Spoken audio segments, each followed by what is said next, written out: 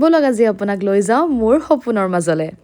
ইয়াত সোমোৱাৰ লগে লগে ইয়াত ধুনীয়া পাহাৰ গছ-গছনি বতাহ আৰু পানী আপোনাক কৈ দিব যে আমি শ্বেৰগাঁও পালো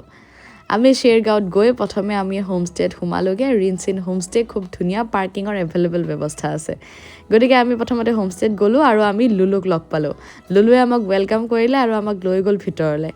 আৰু ভিতৰত সোমাই একেবাৰে ঘৰৰ নিচিনা পৰিৱেশ হোমষ্টে হয় সেইবাবে চাগে ইমান ধুনীয়া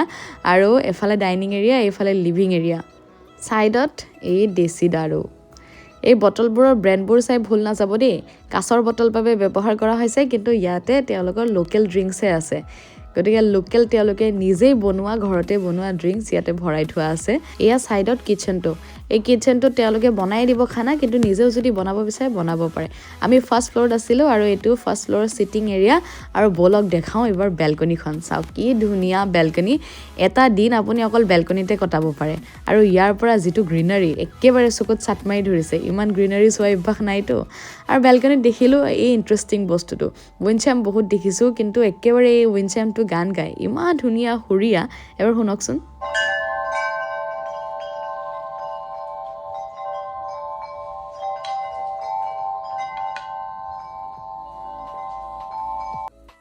আৰু লুলুই ৰুমলৈ আহি একেবাৰে আমাক পৰিচয় কৰাই দিলে ৰুমটোত ক'ত বিছনা আছে ক'ত কাৰ্পেট আছে ক'ত কি আছে লুলুৰ লগত অকণমান কাডল কৰি মিলি আমি ওলালোঁ আপেল ফাৰ্মলৈ ৰঙা ৰঙা গছত লাগি থকা আপেল নিজে ছিঙি খাম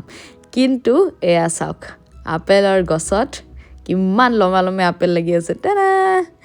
হয় আপেল নাই কাৰণ এইটো আপেলৰ সিজন নহয় আমাৰ বেড লাক কিন্তু আপেল যেতিয়া লাগি থাকে এনেকুৱা দেখি বাৰু খাবলৈ মন নাযাবনে কিন্তু যিয়ে হওক থুটমুক চেলেকি ঘূৰি যাবলৈ লওঁতে আমি এই ফৰেষ্টাৰ হেন মানুহকেইটা ওচৰলৈ আহি থকা দেখিলোঁ কিবা হাতত লৈ क्या है ये परसिमन ये इसका पेड़ कहाँ है আপেল নহ'লে কি হ'ল এয়া কিন্তু পেচিমেন ফ্ৰুটৰ সময় আৰু এইটো ৰঙা ৰঙা পেচিমেন ফ্ৰুট আৰু সৌডাল গছ তুলতুলীয়াকৈ গছত লাগি থকা পকা পকা পেচিমেন ফ্ৰুট যিমান মন যায় সিমান ছিঙি খাব পাৰে কিন্তু এটাই কণ্ডিশ্যন যে ঘৰত লৈ যাব নোৱাৰে আৰু এটা ইণ্টাৰেষ্টিং কথা কওঁনে বিশ্বাস কৰক এনেকুৱা এডাল কালাৰফুল গছৰ তলত থকা সপোন মই সৰুতে খুব দেখিছিলোঁ কিন্তু ৰাতি দেখা সপোনে যে পুৰা হয় মই এইবাৰহে গম পালোঁ সেইকাৰণেই কৈছিলোঁ এখন সপোনৰ ঠাইলৈ লৈ যাওঁ ইমান ৰঙা ৰঙা পকা পকা কেইটা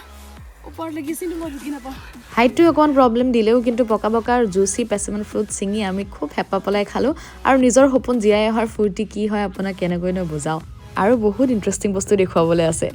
নেক্সট ভিডিঅ'ত লগ পাম লাইক কৰিব ফ'ল' কৰিব বাই বাই